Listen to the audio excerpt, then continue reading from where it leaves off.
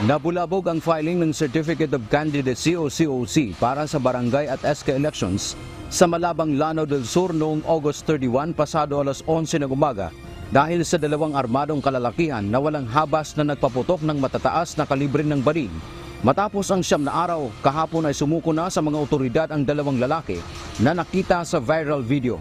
Lumabas sa investigasyon ng COMELEC na tauhan umano ng mayor ng Malabang, Lanao del Sur ang mga sospek.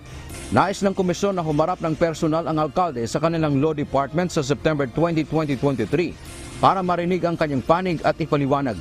Natanggap na ng opisina ng alkalde ang show cause order ng COMELEC kahapon. Katabi lang kasi yung pagpapile ng candidacy, doon sila nagpapaputok na nakita nyo naman sa video. Pinatayan pa ng kuryente yung lahat na nagpapile ng candidacy. Ngayon, magagawa pa ng ilang tao lang yun. May involved na official. Samantala kahapon ay inilunsad ng COMELEC ang Committee on Contrabigay. Ito ay magpapatupad ng mga panuntunan laban sa vote buying o vote selling. Kabilang na rito ang pagtanggap ng mga reklamo, pag-iimbestiga at paghahanda ng affidavits ng mga saksi hanggang sa pagsasampa ng kaso. Ilang dekada na ito na namamayagpag, bunsod ng kaugaliang pakikisama, pamipamilya at utang na loob. Kaya utang na loob, tama na.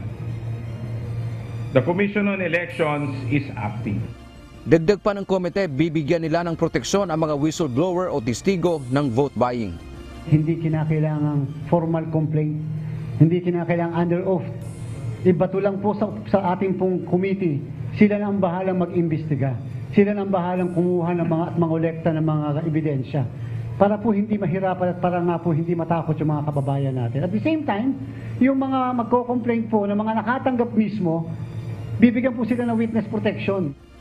Any person otherwise guilty of vote buying and vote selling who voluntarily gives information and willingly testifies on any violation thereof shall be exempt from prosecution and punishment.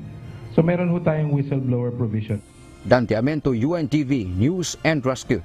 Diyos ang aming sandigan, serbisyo publiko ang aming pinahahalagahan.